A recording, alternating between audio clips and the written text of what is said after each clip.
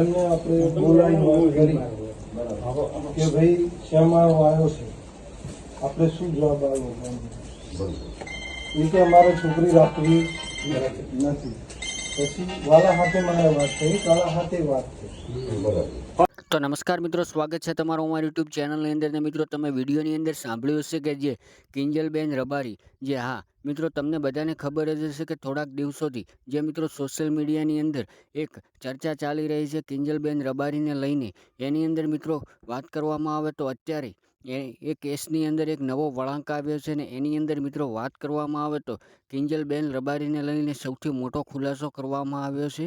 પણ સૌથી પહેલાં મિત્રો આગળ વાત કરવામાં આવે તો તમને બધાને ખબર જ હશે કે કિંજલબેન રબારીનો એક સોશિયલ મીડિયાની અંદર વિડીયો વાયરલ થઈ રહ્યો હતો ને એની અંદર મિત્રો એ એવું જણાવી રહ્યા હતા કે મેં કોર્ટ મેરેજ કરી લીધા છે, એટલે કે પ્રેમ લગ્ન કરી લીધા છે કોઈ અશોક ચૌધરી નામના વ્યક્તિ સાથે. ત્યારબાદ મિત્રો વાત કરવામાં આવે તો સમગ્ર રબારી સમાજની અંદર એક રોષ જોવા મળી રહ્યો હતો. અને સાથે સાથે મિત્રો વાત કરવામાં આવે તો ઘણા બધા એવા રબારી સમાજના આગેવાનો જે સોશિયલ મીડિયાની અંદર વિડીયોની અંદર જણાવી રહ્યા હતા કે આવનારા સમયની અંદર 24 કલાકની અંદર જો અમને અમારી દીકરી પરત કરવામાં નહીં આવે તો ઉગ્રથી ઉગ્ર આંદોલન અમે કરીશું અને સમગ્ર રબારી સમાજના આગેવાનો અને રબારી સમાજના યુવાનો જે રસ્તા ઉપર ઉતરી જશે.